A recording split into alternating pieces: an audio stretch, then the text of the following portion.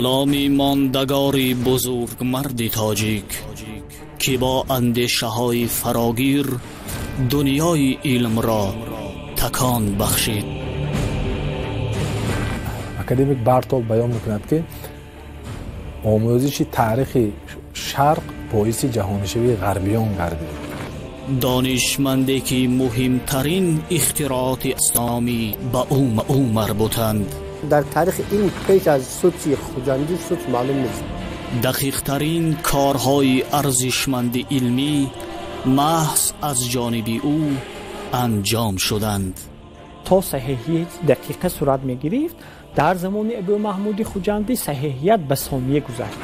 نابغه‌ای که 1000 سال قبل به اثبات تئورم فرما پرداخته بود. در بعضی وقتش در پیشنهاد شده است، در بعضی وقتش اثبات شده است. میراثش فراگیر و شهرتش جهانی است.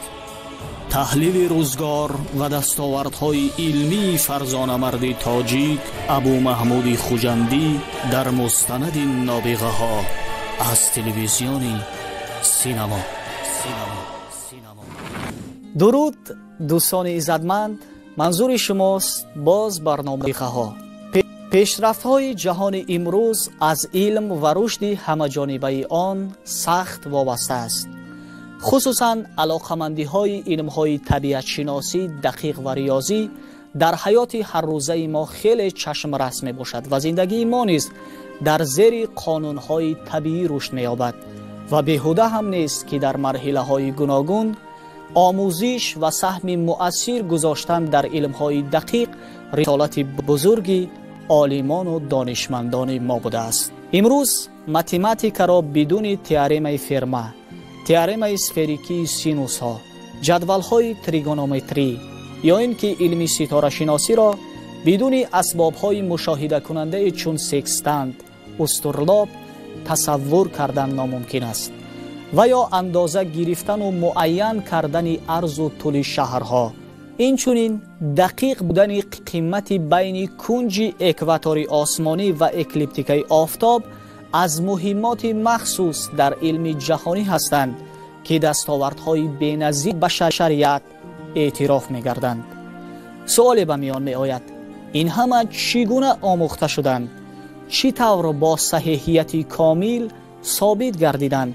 و مهمتر از همه دستاوردهای علمی کدام عالم به حساب می روند؟ ابو محمود حامد ابن خضر خوجندی، ریاضیدان، اخترشناس، مهندس، اختراعکار و فرزانه مرد تاجیکی که زیاده از 1000 سال می شود الهام بخش دهها و صدها عالمان گردیده است. امروز در برنامه نابغه ها ما از او و کشفیات های ناگزیرش در جهان علم میگوییم.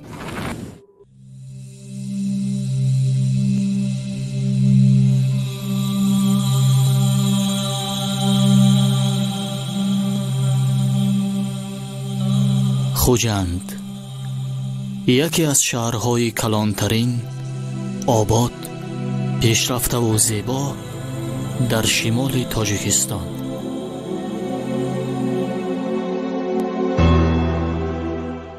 امروز کنار این شهر با کوچه های فراخ، گلگشت های زیبا، نمونه عالی ایجاد هنرمندان اصیل، مجسمه چهره های نمایان علم و ادب و دهها قلعه و مکان های تاریخی زینت می دهند که خوجند را در برابر گوشه پیشرفته اینچنین به عنوان یکی از مادر شهرهای قدیمی فرهنگی معرفی می نمایند. از نتیجه تحقیقات و بازمانده های نادر تاریخی برایمان واضح می گردد که خوجند تاریخی بیش از 1000 ساله را در خود داشته، با فرهنگ سالاری، مدنیت بلند علم آموزی و هنرمندی و معماری مردمش یکی از شهرهای آوازدار در سراسر آسیای میانه به حساب می رفته است. خوجند یکی از شهرهای مرکزی و فرهنگی زمان دولت سامانیان بود، زیرا خوجند در قرن گذشته дар тамоми сарчашмаҳои хаттӣ ва маводҳои илми бостоншиносӣ мавриди таҳқиқ қарор гирифта, мо метавонем шаҳри Хуҷандро дар қатори шаҳрҳои марказии Осиёи марказӣ бахусус Мовароннахр, Бухоро, Самарқанд, Балх, Рай ва чанде дигар шаҳрҳои марказию фарҳангӣ номидан мумкин аст. таърихнигорон дар бораи Хуҷанди асри 10 менависанд ки яке аз шаҳрҳои бисёр зебо, обод ва соҳиби боғу майдонҳои бисёр ҳосилхез аст. зеро иқлими мусоид ва ҷойгир шудан дар соҳили дарёи Сайҳун ки имрӯз мо Сир меномем, барои рушду нумӯи зироаткорӣ, барои инкишофи косибӣ бисёр як шароити муҳайё дошт ва ин чиз сабабгори он буд ки дар он ҷо мардуми зиёде маскун шуда буданд. البته در این زمان ابو محمد خوجندی تنها نیست، خوجندای زیاد هستند، لیکن یک نکته جالب توجه است که همه آنها توسط مرو و بغداد و رای رفتند. مثلا در اصفهان در عصر 12 یک سلاله با نام سلاله خوجندیا بود که آنها هم از خوجند رفتند. همزمان خوجند در عهد قدیم همچون مرکزی تجارت نیز معروفیت داشته، از حدود آن راهی بزرگی ابریشم می‌گذشته است. در سرچشمه‌های تاریخی محققان از این ملک فرهنگی به عنوان طراز جهان و یا عروس دهر یادآوری می‌کنند. یعنی مردم توسط خوجند به شهرهای گوناگون سفر می‌کردند، به سمرقند، بخارا، فرغانه و دیگر منطقه ها و این چیز با سبب میشد که رابطه بین منطقه های دیگر، بین شهرهای دیگر به وجود آمده، مردم داد و گرفت مال، محصولات و اطلاعات را عملی نمایند و محض همین چیزها سبب شد که در آنجا گویم یک محیطی معینی برای انکشاف علم، ادبیات، صنعت به وجود آمد. در عهد سامانیان آن را مکان اختران علم نجوم شناس می دانستند، زیرا دانشمندان اینجا با نوآوری های برجسته علمی صاحب نام در سراسر مشرق زمین بودند.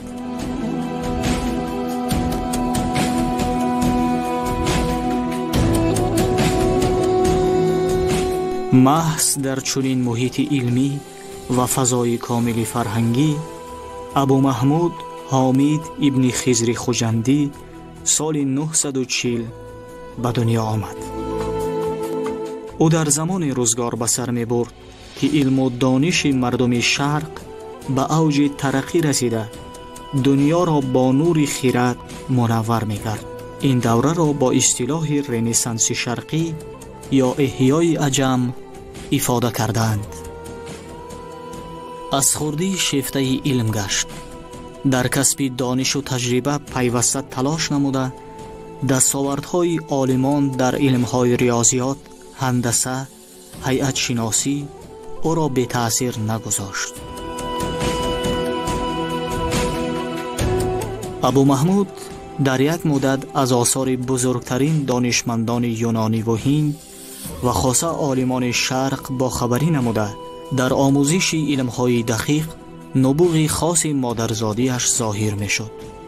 او با کنجکاوی و قابلیت بلند ذهنی و دانشهای علمیش حتی در آوان کودکی به حل پاستولت پنجم اقلیدوس پرداخته بود و در مدت کوتاه علمهای زمانش را فرا گرفت. در یک منطقه شهر خوجند گویا یک ویرانه بوده است که قبلا آن رصدخانه بوده است و موافق معلومات تاریخ نگاران ابو محمود خوجندی از آن رصدخانه دیدن میکند، آن را میآموزد و شاید یکی از سببهای مهمی روی آوردن ابو محمود خوجندی به علم کیهان، به نجوم و آموزش ستاره ها محض دیدن همان خرابه های رصدخانه باشد. در اساس سرچشمه ها و موادهای باستانشناسی معلوم گردید که در بین خوجند و ایلاک و شاش یک رصدخانه بنیاد یافته بوده است که آن با نام مود المرصد، یعنی این расадхона ҳоло дар мавзеи наздикии кӯҳҳои Адрасмон, яъне кони Мансур қарор доштааст. соли 2020 моҳи май як гурӯҳ бостоншиносон таҳти роҳбарии профессор Раҳимов Набиҷон ва як дастаи худи бостоншиносони мо дар мавзеи қаторкӯҳҳои Қаромазор то кӯҳи Қурама корҳои саҳрои бостоншиносӣ гузарониданд ки хушбахтона мо ҳамин расадхонае ки мо гуфтем бо номи Мауд ал-Марсид дар ҳамин ҷо ҷойгир буданаш мо аллакай маълумотҳоро хеле пайдо намудем. бахусус мо дар наздикии ҳамин кӯҳ дар рӯи сангнигораҳо чанд ҷирмҳои осмоние ки дар рӯи сангҳо тасвир ёфтаанд, аз ҷумла тасвири моҳ ва ситораҳо ва чанд аксҳои дигаре ҷолиб ёфтаанд ки онҳоро мо ба олимони ситорашинос аз ҷумла физикон нишон додем ки онҳо дар хусуси ба илми астрономия тааллуқ доданаш баён намуданд. ва яъне ин маълум мегардад ки Абумаҳмуди Хуҷандӣ то замоне ки ба шаҳри Рай рафтанаш дар ин ҷо дар соҳаҳои илмҳои ситорашиносӣ ва физика ва риёзӣ хеле корҳои назаррас, аммо барои таҳқиқ ва баррасии ин гуфтаҳо илм таҳқиқот мехоҳад. дар синни навҷавонӣ бо майли такмили дониш ва аз худ кардани таҷриба роҳи сафар пеш гирифт то муҳити дигару хубтаре барои илмомӯзӣ пайдо намояд. ҳамин тавр ба шаҳри Рай омад ва дар марказҳои бузурги илмӣ тарбият гирифта ба дарбори фахруддавла роҳ меёбад.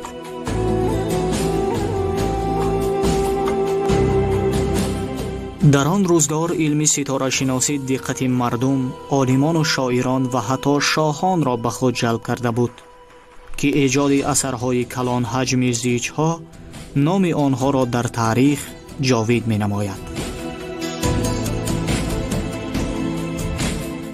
ҳамин тавр Абумаҳмуд бо дастгирии Фахруддавла дар пешрафти илми астрономия ҳиссаи арзанда гузошт ва ба муҳимтарин кашфиётҳои илмӣ ноил гардид.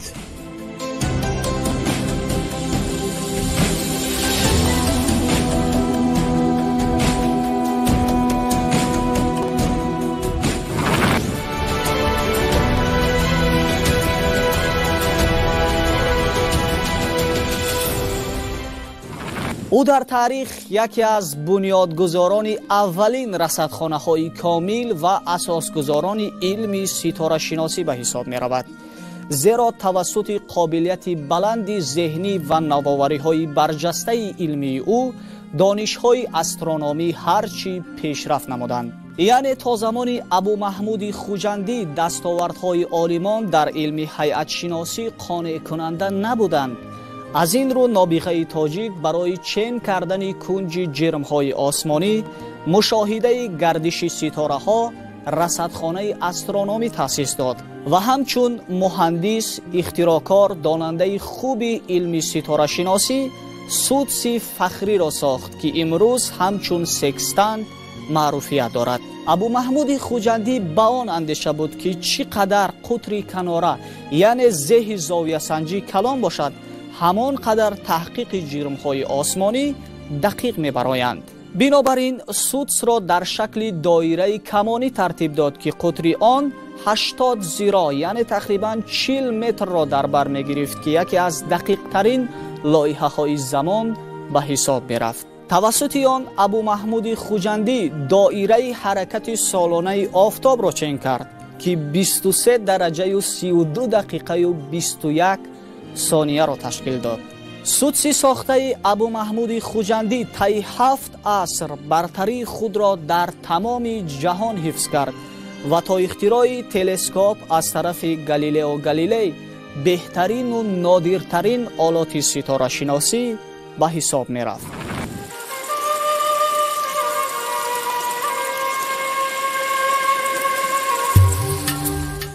ӯ судси фахриро барои ҳисобҳои саҳиҳи астрономӣ сохт.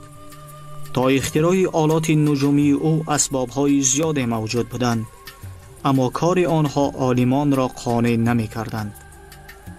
ابو محمود خوجندی به حیث اختراعکار، معمار و دانشمند توانا در ساختن سدس فخری همراه عالمان و دانشمندان زحمت عنقریب 10 ساله داشتند و توسط این آلات نادر صحیحی زاویه سنجی را از درجه و دقیقه ها تا به ثانیه ها رسانیده است. در اون وقت یکی از مسئله های مهمی هم دولت هم اقتصادی این ساحه کارتوگرافی بود، یعنی معین نمودن موقع ابیات در روی زمین. زیرا حالا ما با آسانی گفته میتونیم، لیکن در اون وقت این یکی از مشکلات ها بود و بنابراین برای این رو عملی کردن بسیار هم کارهای زیادی، تحقیقات زیادی علمی را در همان وقت گذراندن لازم بود و یکی از دستاوردهای نجیب این علامه عصری آن بود که این کس یعنی فرق کنج بین اکواتور آسمانی و اکلیپتیکا را دقیق معین کردن. همین سدس یعنی سکستانت میگن، سکستانت که این با سدسی اولین ساخته در عالم اسلام در حدود خراسان و ماوراءالنهر محض با ابو محمود خوجندی تعلق دارد. زیرا در تاریخ علم پیش از سدس خوجندی سدس معلوم نیست، اگر باشدم تا حالا معلوم نیست. و اولی مرد سدس دیواری در دیوار این سدس ساخت. آنها اول خط مریدیان را معین میکردند و قد خط مریدیان از دو طرف دو دیواره می ساختند که مسافه بین اون دو دیواره 3.5 متر رو تقریبا 3.5 متر رو تشکیل میداد و یک قسمی همون کمانی سدس به زیر زمین در آمده بود و یک قسم دیگرش در سطح زمین قرار داشت و بلندی که بینایی که در سطح زمین قرار داشت حدود 10 متر و چقوری که به سطح زمین در آمده بود باز 10 متری دیگر را تشکیل میداد. یعنی اندازه نیم قطری همون دایره که در اساس آن سدس ساخته شده بود 20 متر را تشکیل میداد که در زمان خودش کلانترین در دنیا به حساب میرفت و همون کمان بعداً از طرف شمال به طرف جنوب به زمین چقوری کنده میشد. توسط یک چوبی درازیش 20 متر رو میگرفتند، با دو حلقه به بلندی بینا پیوست میکردند و یک خط میکشیدند که اون نقش پرگار یا اینکه سیرکل رو اجرا میکرد و همین طریق یک کمان رو ساخته بودند که به زیر زمین میدر آمد و اندازه کنجی اون 6 یک دایره رو تشکیل میداد. یعنی از 6 اگر دایره رو به 6 حصه تقسیم نماییم تنها یک حصه اون درازی همون کمانی سدس رو تشکیل میداد که 60 درجه یا اینکه 60 گرادوسی کنجی است و همون 60 گرادوس رو اول به 60 تقسیم میکردن که هر یک تقسیمی اون یک درجه رو تشکیل میداد و هر درجه رو باز به 60 حصه تقسیم میکردن که اون الکی دقیقه های کنجی رو تشکیل میداد و هر یک دقیقه کنجی رو به 10 حصه تقسیم میکردن که هر یک حصه اون 6 ثانیه کنجی رو تشکیل میداد. یعنی اگر تا زمان ابو محمود خوجندی تمام چینکنی ها تا صحیحی دقیقه صورت میگیرید، در زمان ابو محمود خوجندی صحیحیت به ثانیه گذشت، یعنی تا 6 ثانیه و در بالای همون بینا یک سوراخی گذاشته میشد که اندازه اون موافق نوشته ای ابو ریحان بیرونی حدود 1 وجب یا اینکه 20 سانتی متر است و از آنجا روشنایی آفتاب به سطح همون کمان میافتید و توسط اون بلندی آفتاب را در نصف روزی معین می نمودند که تحت کدام درجه از گریزانت یا اینکه افق قرار دارد. حالا ما خوب میدونیم که این کنج اپسیلون در 100 سال و مقدار 47 ثانیه خرد می شود. یعنی این کنج خرد شونده است و اگر همین 1000 سال فرقیت را به اعتبار گیریم این 470 ثانیه می شود که این تقریبا 7-8 دقیقه می شود. یعنی حساب ابو محمود خوجندی به نهایت دقیق بود. یعنی همواری اکلیپتیک این همواره می باشد که سیارگان در اطراف آفتاب از روی آن حرکت می کنند، ولی حرکت زمین در اطراف محور خودش تحت یک کنج معین قرار دارد و ابو محمود خوجندی بسیار با یک صحیحیت بلند میلی ҳамвори эклиптикаро нисбат ба ҳамвории меҳвари замин чен карда буд. از دانشی دانشمندان یونان قدیم آگاهی داشت. برای حساب کردن اکلیپتیکا مدار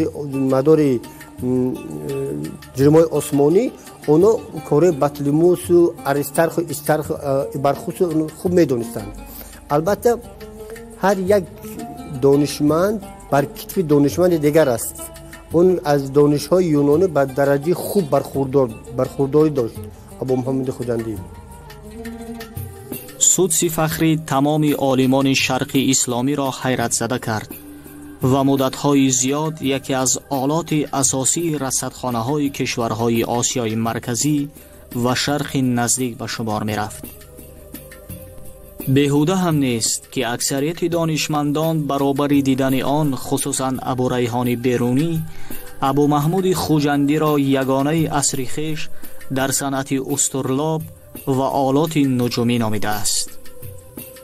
ابو ریحان بیرونی در سن 18 سالگی و 22 سالگی برای سفر نموده بود و یکی از مقصدهای اساسی سفر کردن ابو ریحان بیرونی به شهر ری این واخوردن با عالمان زبردستی حوزه علمی ری، از آن جمله با ابو محمود خوجندی. و در حقیقت واخوری آنها صورت گرفته بود. ابو محمود خوجندی به ابو ریحان بیرونی رصدخانه ساختی خود را نشان داد که در آنجا سودسی فخری نصب شده بود و بعداً ابو ریحان بیرونی دو بار، یکی در آثاری که در دوره جوانیش نوشته بود و بعداً در کتابی که امروز با نام گیدیزی مشهور است در آخر عمرش نوشته است درباره ابو محمود خوجندی و دستگاه‌های ساختی ابو محمود خوجندی بسیار معلومات مفصل می‌دهد. اختراع خوجندی از آلات اساسی رصدخانه‌های کشورهای مشرق زمین به شمار می‌رفت و تا حد به ممالک زیاد تأثیر رسانید که در پیروی از آن سدس‌های گوناگون ساخته شدند. مثلا اساس پیشروی‌های میرزا اولوغبک اندیشه‌های عالم تاجیک و اختراعات او گردیدند. با پیروی از سدس فخری در سمرقند، مراغه و چین نیز چنین آلات نادر استرونومی ساخته شدند.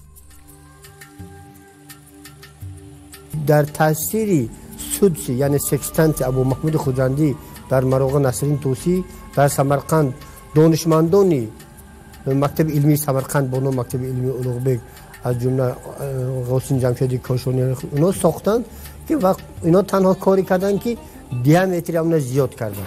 دستگاه‌هایی که ابو محمود خوجندی ساخته بود تا عصر 15-16 در کشورهای شرق به طور وسیع استفاده میشد و تنها گالیلیو گالیلی با ساختن تلسکوپ توانست که مشاهده های استرونومی را به سطح نو برآورد. یعنی تا زمان گالیلیو گالیلی دقیق ترین دستگاهی کیهانشناسی این سدس فخری ابو محمود خوجندی بود. آخر عصر 17 ابتدای عصر 18 اساسگزار شهر جیپور سوای جیسیمخی سنت‌های علمی سمرقند را ادامه داده در جیپور، دهلی، بنارس، مترا و اوجین 5 رصدخانه بنا کرده است. در خطار آلات مشاهده شوی رصدخانه جیپور نه تنها سدس فخری بلکه دیگر اسباب‌های نجومی ساخته ابو محمود خوجندی موجود بودند که توسط آنها عالمان زیاد در کارهای ارزشمند علمی موفق گردیدند. سدس اختراع کرده او در شکل‌های زمانوی و تکمیل یافته تا حال در بحرنوردی و هواپیمایی مورد استفاده می باشد.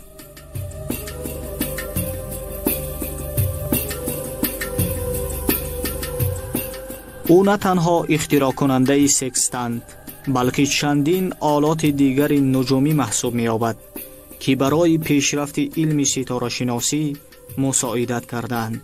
از زمره چنین اسباب‌های معمول استرلاب زرقاله بود که برتری زیاد از دیگر استرلاب‌ها داشت و در همه ارزهای محل استفاده می‌گردید.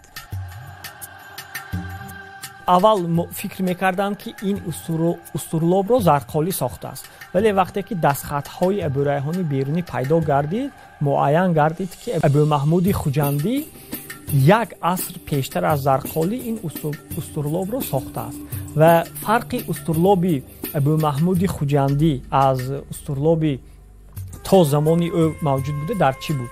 یعنی استرلاب هایی که بودن تنها در یک محل موقع جرم های آسمانی را نشان میدادند، یعنی برای استفاده در منطقه های دیگر آنها کارشایان نبودند.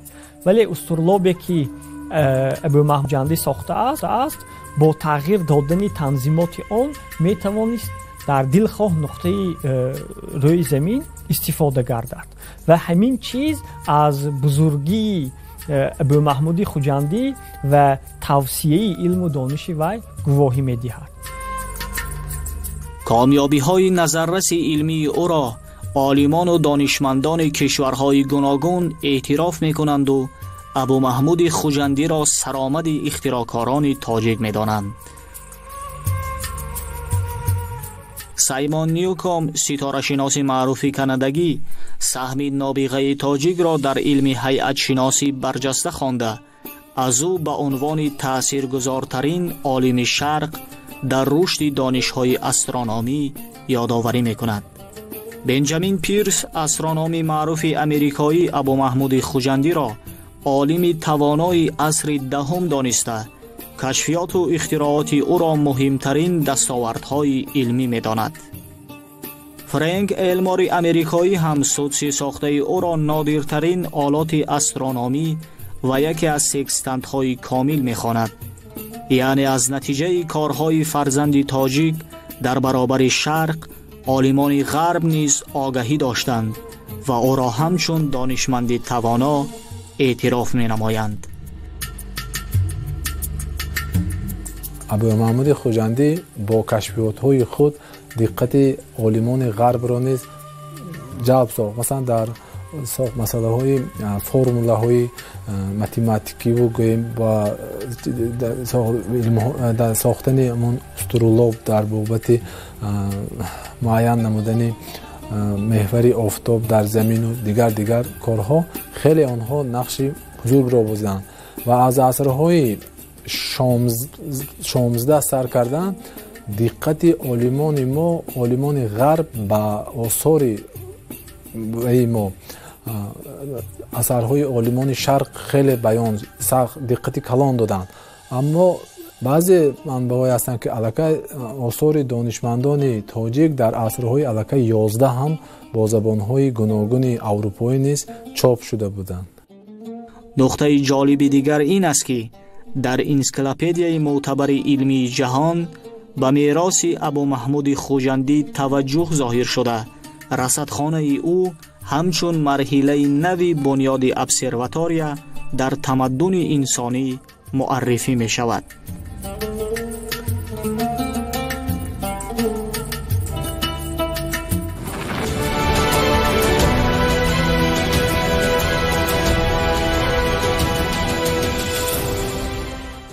هیات در زمان خود گفته بود اگر تأثیر معرفت شرق نمی بود عالم غرب خدا می داند باز چند صد ساله دیگر در خواب غفلت می ماند.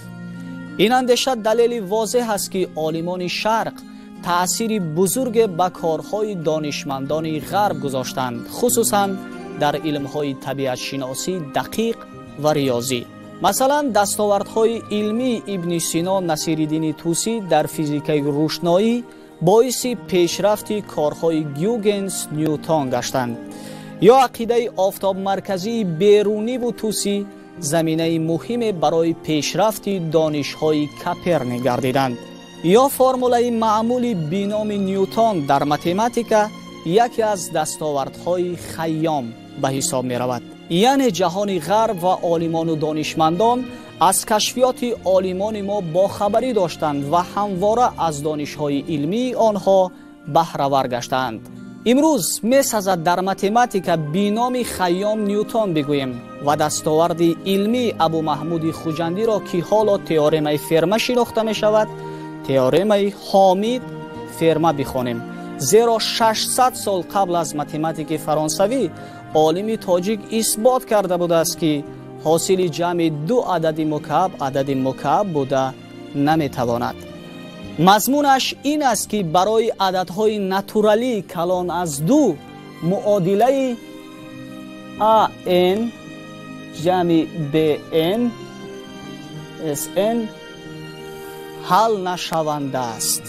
سال 1994 پروفسور دانشگاه پرینستون اندریو وایلز ماهیت این تئورم را اثبات کرد و سال 1998 در کنگرس بزرگ متماتیک ها در برلین بیان نمود و سهم ابو محمود خوجندی را نیز 1000 سال قبل در کشف این تئورم اساسی و مهم دانسته است. موفقیت‌های برجسته نابغه تاجیک در علم‌های متماتیک و گیومتری نیز خیلی چشم‌رس بوده. چندین دستاوردهای علمی امروز را می‌توان به او مربوط دانست که 1000 سال قبل به اثبات آنها پرداخته بود. دانشمندان معین کردند که در حل یکی از تئورم‌های متماتیکی که با نام فرما معمول است، نتیجه‌های برجسته علمی ابو محمود خوجندی به غایت جالب می باشد. ابو محمود خوجندی اساساً در ریاضیات تکان بزرگ به وجود آورده است. ما یک مثال میاریم که در علم ریاضیات میگویند که حاصل جمع 2 عدد درجه 3 یگان عدد درجه 3 بوده نمیتواند. این تا امروز ببینید که 1000 سال زیاد گذشته است. ابو محمود خوجندی همین کشف کرد و بعد از 650 سال ابو محمود خوجندی یک دانشمند اروپایی با نام فرما که اصلا هم حقوق شناس بود و به ریاضیات توجه زیاد داشت، همین تئورم نوشت. n برابر 3 از جانب لیونارد ایلر اون اثبات شد و برای دیگر از این کلان از 3 تنها در سال 1994 از جانب عالم پروفسور پیر وایلز که هم کارمند ولیک بریتانیا هم کارمند ایالات متحده می باشد اثبات کرده شد. ولی وقتی که شما اوید به این تئورم بزرگ فرما در آثارها جستجو میکنید، در آنجا حتما قطع شده است که در عصر 10 هنوز 700 سال قبل حالت خصوصی این تئورم برای n برابر 3 از جانب علامه ابو محمود خوجندی عالم تاجیک در بعضی جا گفته شده است پیشنهاد شده است، در بعضی جا گفته شده است اثبات شده است.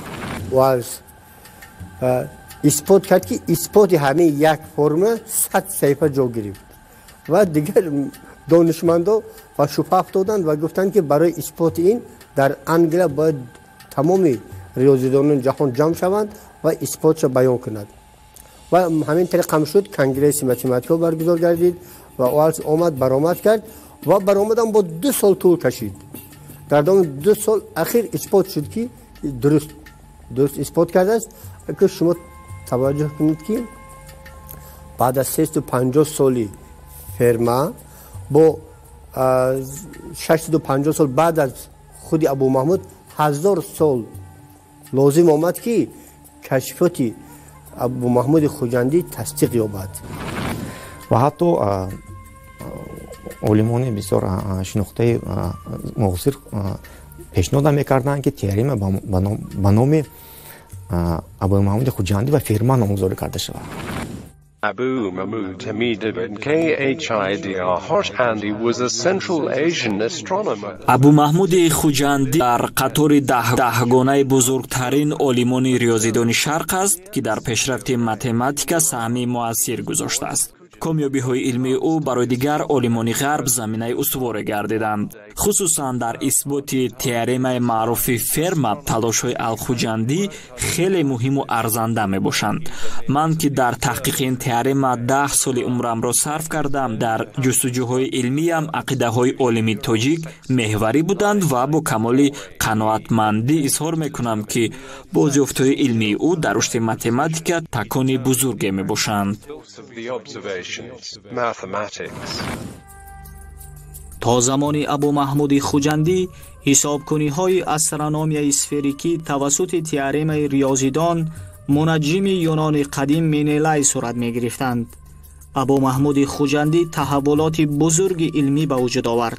جدول های تریگونومتری را ترتیب داده و همچون دانشمند نوآور باری اول تئورم اسفریکی سینوس ها را پیشنهاد و اثبات نمود که با پیدایش آن صحیح ترین دستاوردهای علمی به میان آمدند. در اینجا اگر اهمیت دهیم بسیار حساب ها وابسته می شود به استرونومی سفیروی، یعنی که به همون سو می رود. برای چی؟ برای اینکه باز هم سطح کره زمین نمود سفیره را دارد و برای معین کردن موقع объект ها پیش از همه همین دانش ها لازم بودند. این ترین سفیرگی سینوس ها اینو میگن در علم مثلثات میگن. مثلا بسیار ریاضیدان تا عصر 21 سینوس میگن، لیکن نمیدونن معنی سینوس چی است. سینوس این اصلا جیب است.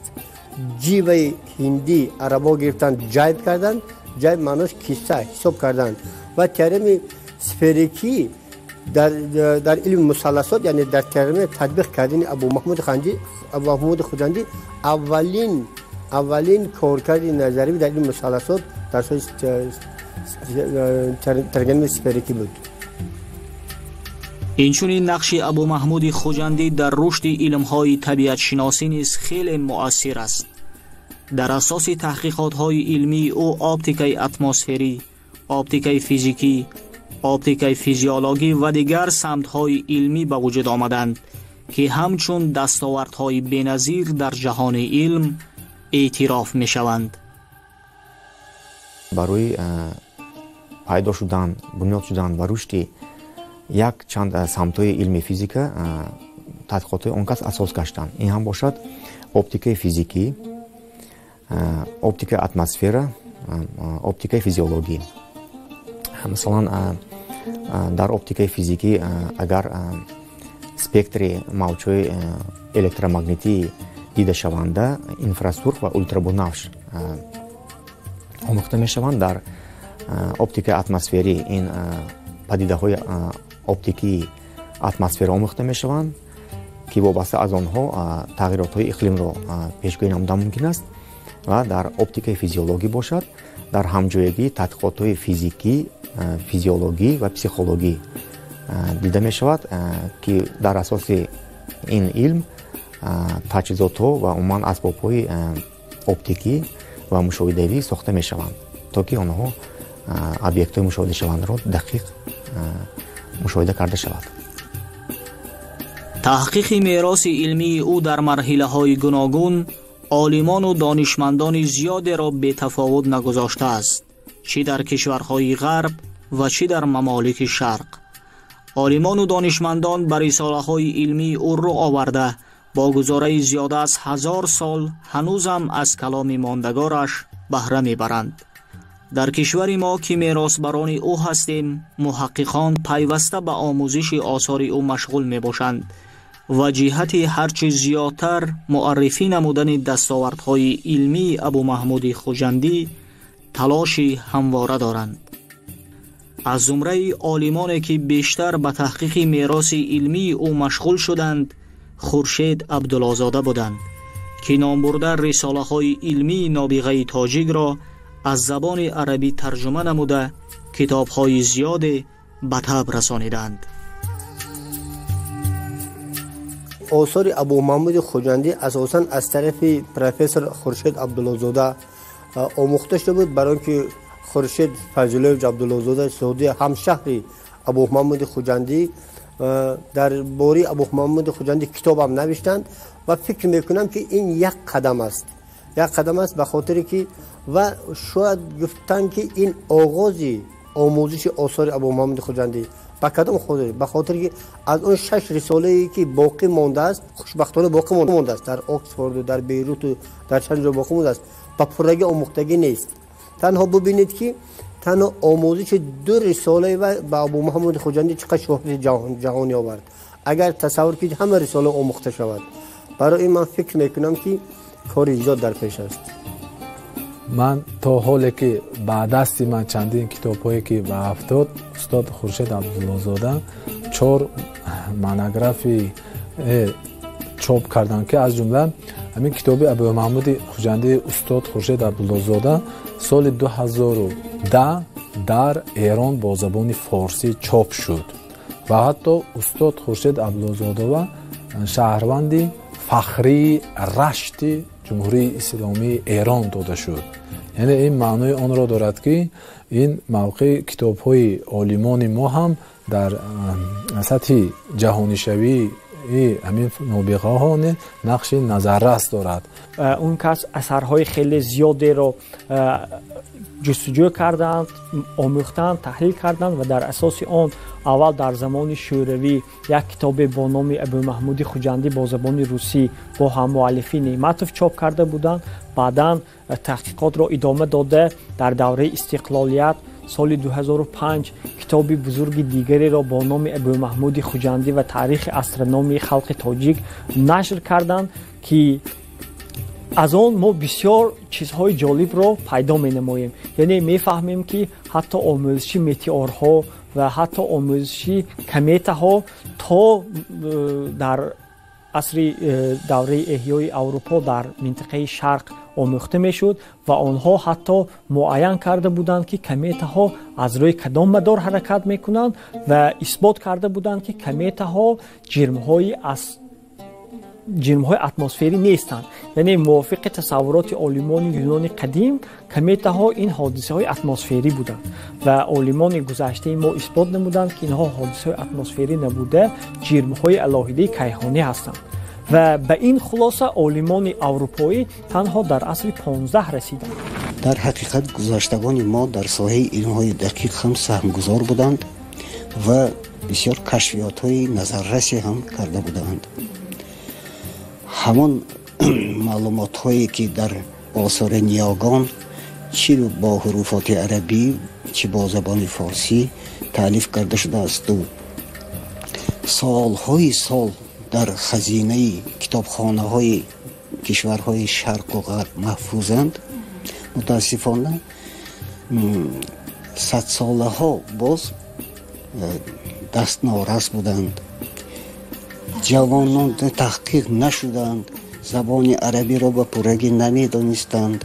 خب این بیشتر عالمان خارجی طول 200 سال پیش خارجیان با این کار متوجه بودند و آغاز نمودند.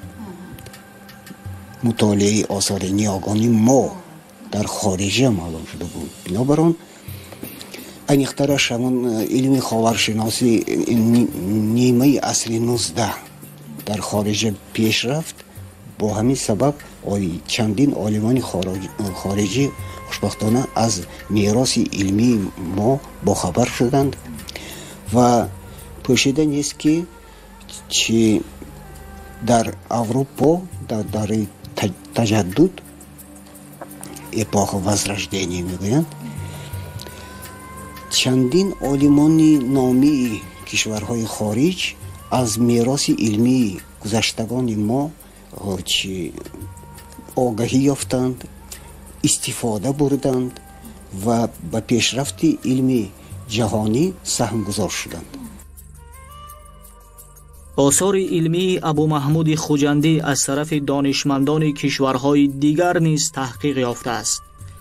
سال 2010 که از طرف حکومت جمهوری تاجیکستان سال معارف و فرهنگ تکنیکی اعلان شده بود، جهت شناخت و سهم ابو محمود خوجندی در رشد علمهای دقیق همایش بین الخلقی در شهر باستانی خوجند برگزار گردیده بود که عالمان و مؤرخان زیاد از کشورهای هلند، آلمان، اوکراین و ازبکستان تشریف آورده نقش نابغه تاجیک را در پیشرفت علمهای دقیق بی‌نظیر و برجسته ارزیابی کردند.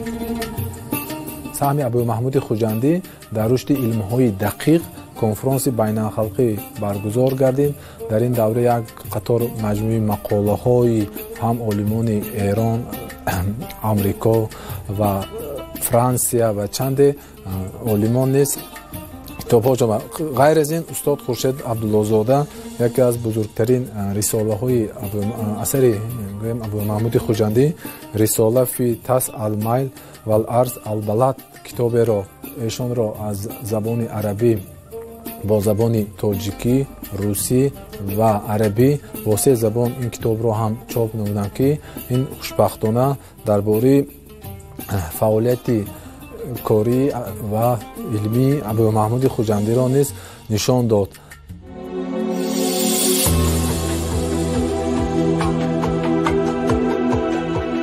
ابو محمود خوجندی روزگار خود را در دوران شکوفایی علم پس سر کرده است.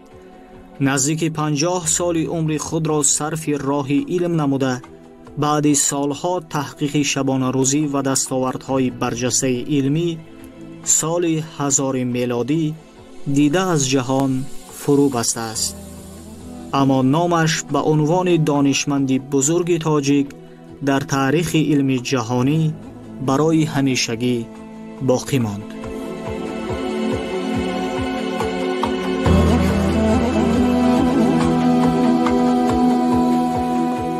با پاس و قدرشناسی او در زمان صاحب استقلال کشور، باغ ابو محمود خوجندی ساخته شد که اطراف آن را مجسمه نابغه بزرگ با اختراعات نادرش سدس فخری، کیهان نما با امکانیت‌های وسیع برای شوقمندان علم زینت می‌دهد که هم مکان استراحت و فراغت، افتخار از گذشته و گوشه سراسر تماشاباب و نمونه علم را می‌ماند.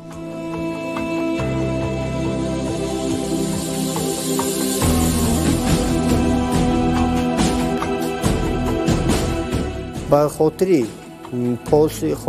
ابو محمود خوجندی در شهر خوجند ساختن تاسیس دادن باغ و موزه ها، این به چون و چرا خدمت بزرگ است در علم تاریخ نیاگان که بخشیده به 20 سالگی رشد علم‌های ریاضی، طبیعی و تکنیکی ارزنده است. برای جلب جوانان، جلب خوانندگان با آموزش علمی کیهانشناسی، برای ترغیب و تشویق دستاوردهای علمی بسیار مهم است. تاکید می شود به بایگری ذهنی ملت ما که این بیشوبه هست و این رو هم اجدادان ما اثبات کردند و هم سیاست خردمندانه کشور ما که اگر در ردبندی رسمی جهانی نگاه کنید هم 99% با تحصیل فرا گرفتند. یعنی نام‌های نیک چنین شخصان هیچگاه در دل و دیدگان مردم ما فراموش نخواهد شد.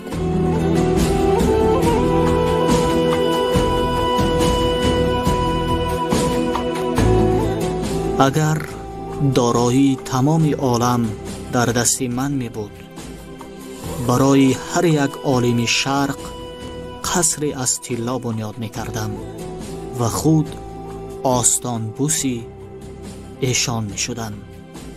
حیاتی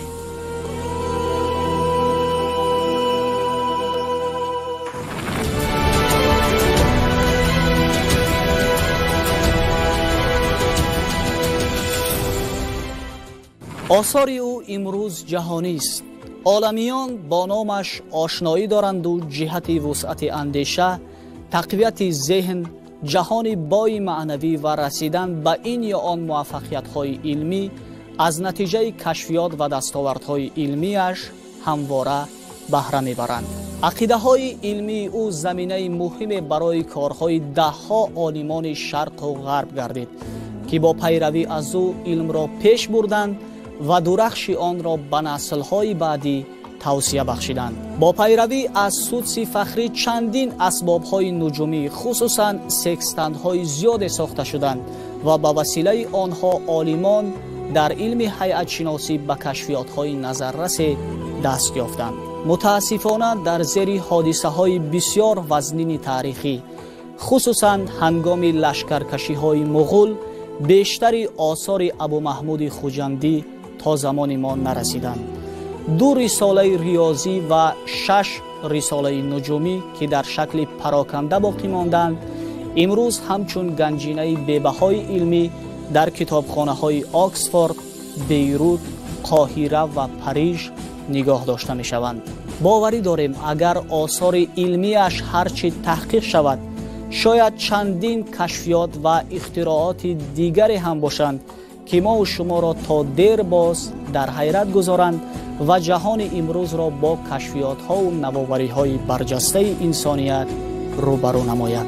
یادآور می‌شویم او 60 سال عمر دید و در زمان خود به کشفیات‌های دست یافت که تا هنوزم از مهمات زندگی انسانیت به حساب می‌روند. امروز ما از کشفیات‌های ابو محمود خوجندی و دستاوردهای بی‌نظیر او در جهان علم قصه کردیم. در پیش باز چندین عالمان و دانشمندان و نابغه‌های هستند که با توانایی و کشفیات‌هایشان در برنامه ما معرفی خواهند شد.